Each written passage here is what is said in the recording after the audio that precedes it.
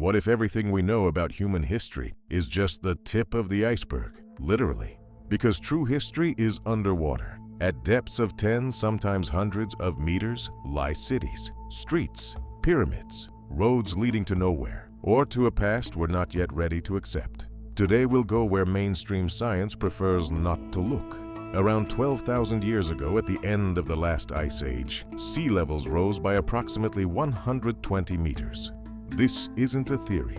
It's a geological fact, recognized by science. A question that for some reason is rarely asked: what was in these areas before the flooding? Millions of square kilometers of land, coasts, plains, river valleys were ideal places for the emergence of civilizations. All of this was submerged, and some remains. 1986, Japanese diving instructor Keihachiro Aratake explores the waters off Yonaguni Island and is literally speechless.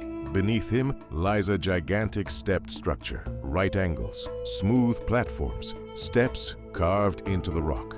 All of this extends to a depth of 27 meters. The monument measures approximately 150 meters long and 40 meters high, comparable to the Egyptian pyramids. Some geologists believe it is a natural formation, but Japanese professor Masaki Kimura spent 15 years studying the structure and concluded it was man-made. He found traces of stonework, carved signs, and what resembles a road. The flooding is estimated to be between 8,000 and 10,000 years old. This means someone built it before Egypt even existed as a state, a sunken city off the coast of India.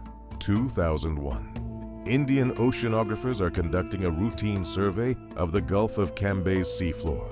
Sonar returns data that forces them to stop their vessel.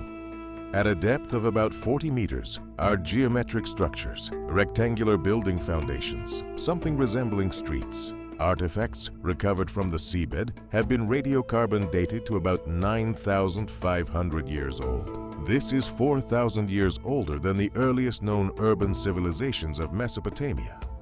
Indian scientists have declared that these are the remains of a city that existed before the Great Flood, the same one mentioned in the Vedic texts, the Sumerian epic of Gilgamesh, and the Bible. Mainstream science reacted cautiously, but the data remains. Underwater pyramids of Cuba. 2001. Researchers Polina Zelikowski and Paul Weinsweig are working off the west coast of Cuba. Their sonar records something incredible at a depth of about 700 meters. Massive symmetrical structures, pyramids, regular geometric shapes, arranged in a specific pattern over an area of several square kilometers. Video footage from a submersible shows smooth stone blocks, laid in layers like steps. Cuban geologists and several independent researchers believe these are the remains of a large city that sank underwater as a result of a geological catastrophe. 700 meters of depth requires an explanation that goes beyond a simple rise in sea level. What exactly happened at this location remains an open question. Roads on the bottom of the Baltic Sea. The Baltic Sea is one of the youngest seas on the planet. Just 10,000 to 12,000 years ago, there was dry land here, a vast plain which scientists have named Doggerland. People lived here, and they apparently built. Modern studies of the Baltic seabed have revealed straight linear structures that geologists cannot explain by natural processes. Regular embankments extending for kilometers, something very similar to roads. In 2011, underwater stonework, clearly man-made, was discovered near the island of Gotland. In 2023, new sonar maps recorded several more similar features.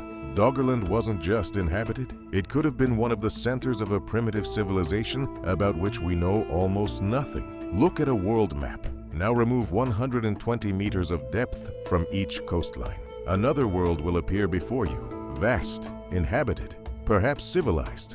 All the great ancient myths, the Sumerian flood, Plato's Atlantis, the Vedic Mahapralaya, the Irish legends of Tir na Nog, beneath the waves. Maybe they're not fiction. They're the collective memory of peoples of what they lost underwater.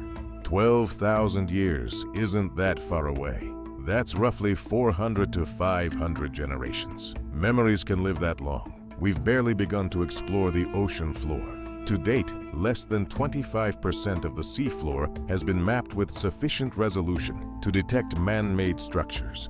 3/4 of human history is still hidden. What will we find when we finally look?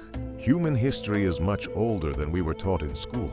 And the evidence isn't in museums. It's at the bottom of the ocean, waiting to be brought to the surface. Every year, new scanning technologies emerge, new expeditions appear, new discoveries are made. Gradually, piece by piece, the picture becomes clearer. And it doesn't look anything like a history textbook. If you're interested in continuing this exploration together, subscribe to the channel. There's still much to discover that mainstream science prefers to keep quiet about. See you in the next video.